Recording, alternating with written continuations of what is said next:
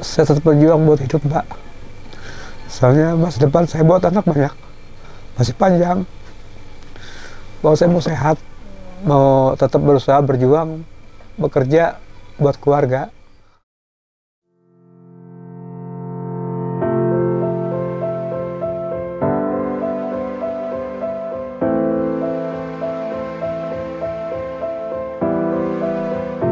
Bagaimana sosok pahlawan di mata kamu? Berangkat dari pertanyaan, apakah pahlawan benar-benar ada? Nyatanya, kita bisa mengetahui bahwa setiap orang memiliki pahlawan versinya masing-masing. Pahlawan itu orang yang rela mengorbankan pikiran dan juga hatinya untuk suatu tujuan yang mulia dan besar. Pahlawan itu adalah orang yang tidak pernah menyerah untuk mewujudkan apa yang dia yakini. Menurut aku, pahlawan itu adalah orang yang rela berkorban dan mau berjuang untuk dirinya sendiri dan juga untuk keluarga. Kalau menurut aku sih, pahlawan itu orang yang sangat berjasa bagi dirinya sendiri dan orang banyak tentunya. Meskipun berbeda-beda, kita semua sepakat bahwa pahlawan adalah sosok yang perjuangannya mampu menginspirasi dan memotivasi orang lain.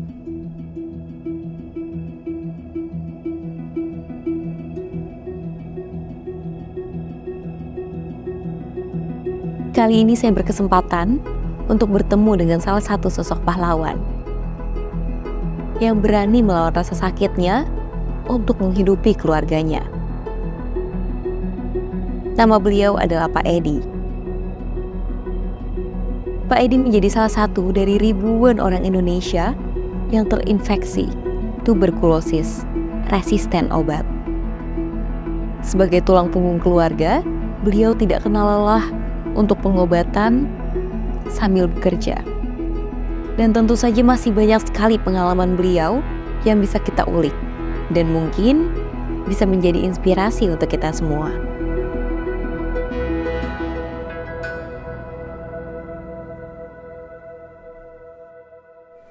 Assalamualaikum. Waalaikumsalam. Halo Bapak Edi ya? Iya. Oke, Bapak perkenalkan saya Fahira. Iya. Yang mau wawancara Bapak hari ini. Baik. Saya Edi Junaidi, usia saya 50 tahun lebih. Sedang menjalankan TB resisten obat. Bulan keempat. Gejala awal yang kedua, saya batuk. Batuk itu tetap saya beraktivitas, cuman saya kontrol ke dokter sampai saya di ronsen saya hasilnya bagus. Cuman untuk kedua kali saya diambil tes dahak, itu yang menyatakan kena TB resisten obat. Nyatanya, tuberkulosis bisa mengenai siapapun, kapanpun, dimanapun, dan usia berapapun. Bahkan data telah menunjukkan bahwa semua usia bisa terinfeksi tuberkulosis.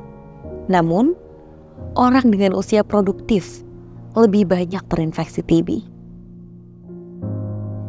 Saya tadinya agak takut ya sama penyakit. Pikir saya mengenai penyakit dari Yang Maha Kuasa. Mungkin teguran bagi saya untuk gimana menikmatinya penyakit, rezeki bagi saya juga sih. Saya sabar, saya harus kuat, saya harus berobat gitu. Tekad saya mau sembuh, saya kasihan buat anak-anak, untuk keluarga saya, butuh pasien butuh saya gitu. Tantangan saya pertama di kaki, Mbak, agak gemeter aja. Yang lain mah enggak seperti yang lain tuh. Teman-teman saya ada mual, saya emang enggak, cuma pusing di kaki sih belum, pusing aja. Minggu kedua baru saya berasa tuh, Mbak, agak pusing kaki, gemeter. Terus sebulan mata agak burem. Saya dikasih vitamin sama dokter mata tuh, saya ambil resepnya, saya tembus. Alhamdulillah kesini udah biasa lagi, penglihatan saya biasa lagi. Saya sempat beli kacamata buat aktivitas. Alhamdulillah deh.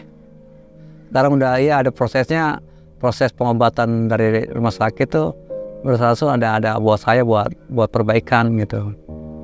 Tidak hanya berpengaruh untuk kesehatan tubuh, tuberkulosis juga berdampak untuk sosial hingga ekonomi pasien.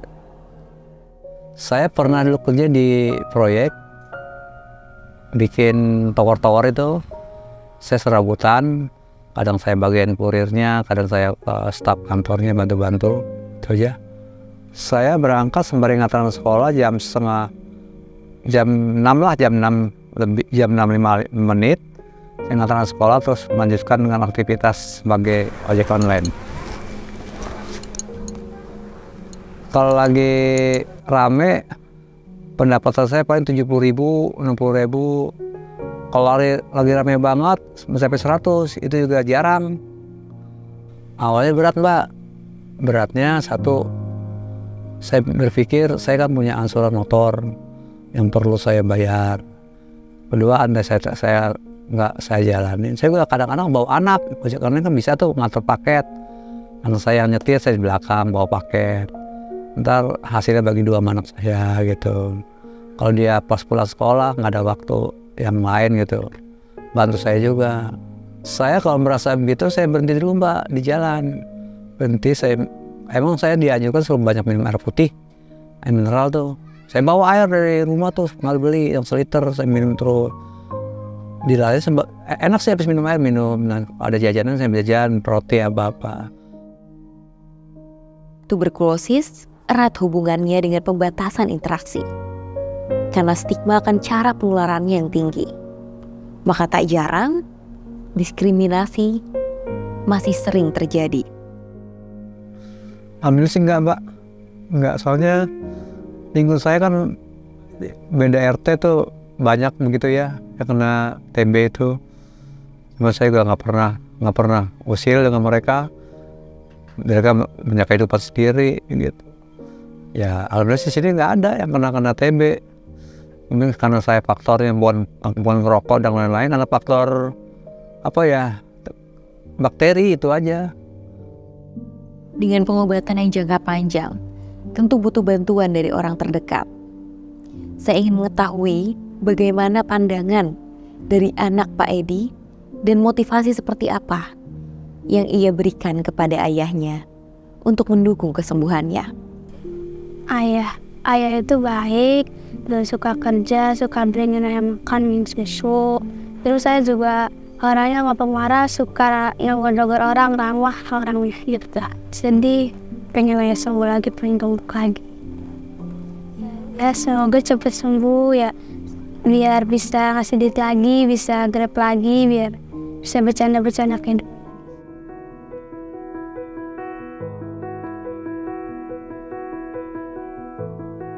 Apakah pasien tuberkulosis boleh bekerja? Jawabannya boleh. Asalkan memang kondisinya baik, tidak ada lagi keluhan, dan bisa bekerja tentu saja. Dan terpenting adalah bahwa hasil dari pemeriksaan dahaknya negatif.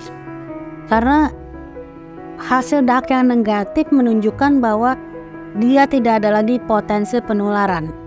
Jadi oleh sebab itu, kepada para pasien TB, minumlah obat teratur dan jangan sampai putus, dan jangan sampai lupa juga kalau tiap hari harus tiap hari, supaya dahaknya cepat menjadi negatif sehingga tidak menularkan kepada orang lain. Dalam kondisi demikian, Anda boleh berinteraksi dengan orang lain dan bahkan juga bisa bekerja, dan bahkan juga dalam pekerjaan yang bidang jasa, misalnya jualan, mungkin memberikan jasa transportasi seperti tukang ojek, ya nggak masalah. Yang penting dalam pengobatan, dalam kondisi dahaknya sudah negatif.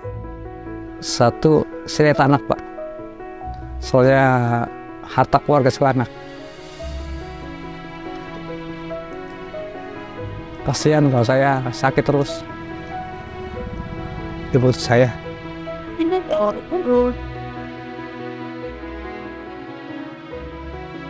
Saya tetap berjuang buat hidup, Pak. Soalnya masa depan saya buat anak ya masih panjang. Bahwa saya mau sehat. Itu aja, saya mau sehat, mau tetap berusaha berjuang, bekerja buat keluarga.